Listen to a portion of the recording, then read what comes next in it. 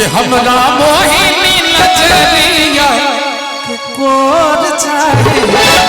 ए अवस्था में इनका नजरिया के कोर चाहिए। ना अवस्था के उगता उगते के कौन बात है? आहा तो हरे राम गाओ आप ई कोर चाहिए। आ सत्यनारायण भगवान के पूजा में आरती तैयारी करियोगे जल्दी से दीप टीप पार कर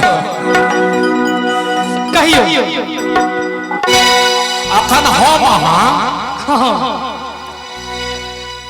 दोसर क्यों जे नाटक करे छे तकरा बारे में गाइब रहलिए या मतलब भूमिका निभा रहल छी। हां हम हमरा अहाँ में संवाद नहीं हो रहले। मुकेश भैया भोजी में भ रहल छी। लता जी और रफी साहब लता जी और रफी साहब बहुतो प्रेम प्रसंग के गीत गीता दोनों में इलू इलू चले छलन से तो नहीं मानल जते आ दोनों के उम्र से कोनो हिसाब नहीं लगाल जते।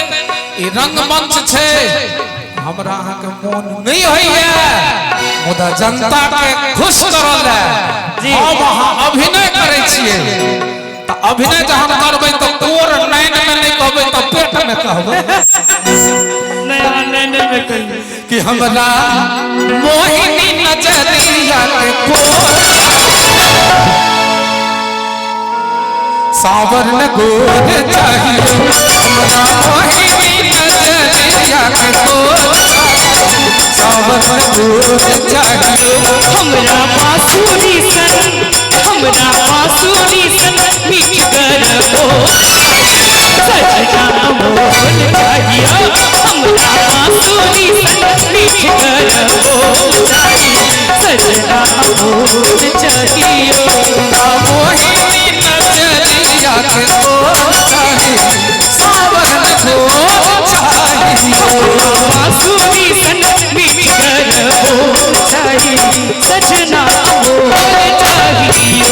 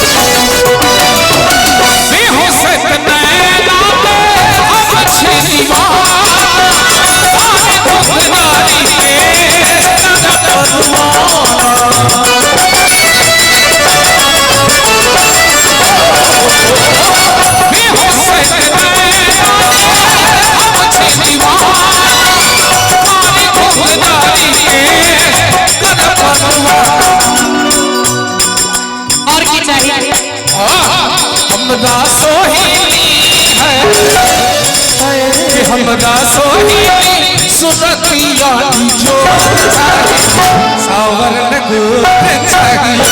हमरा बांसुरी सन मीठ गरबो सजना मोल चाहिए।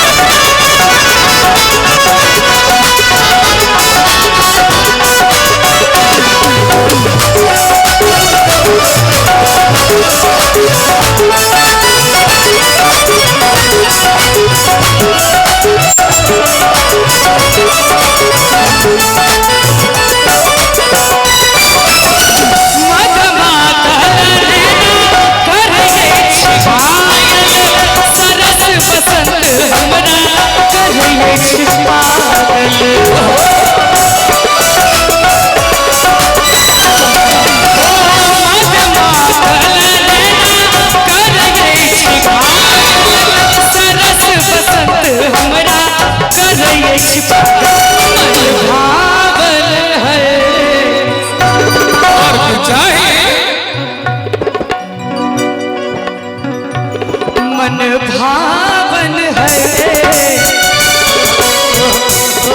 मन भावन बलम चित चोर चाहिए सजना बोल चाहिए मन भावन बलम चित चोर चाहिए सजना बोल चाहिए जाके तो सावन चाहिए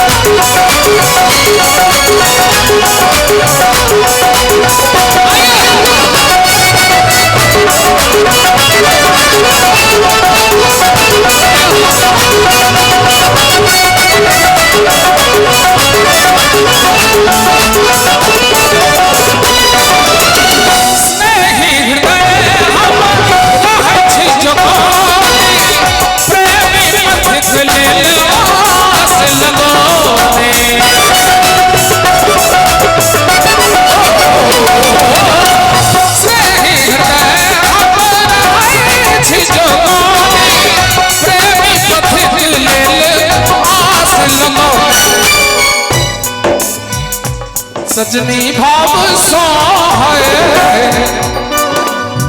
सजनी चाहे खुदा के हम चाहे तो सजनी भाव सा भरल फूल जो सावन फूल चाहिए सजनी भाव सा भरल फूल जो सावन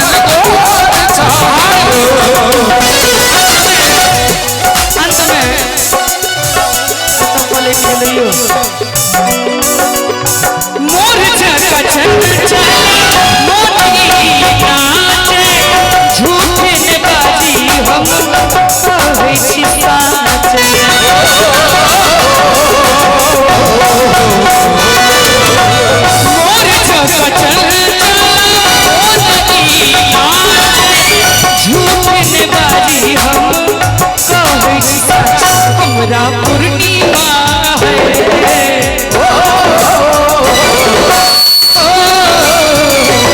हमरा पूर्णिमा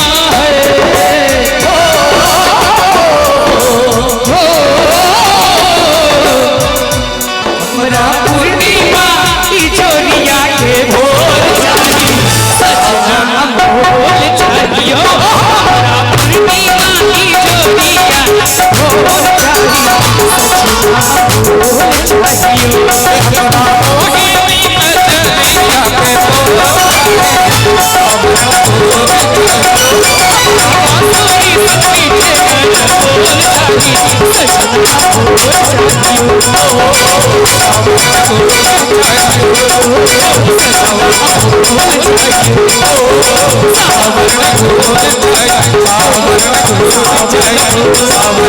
Oh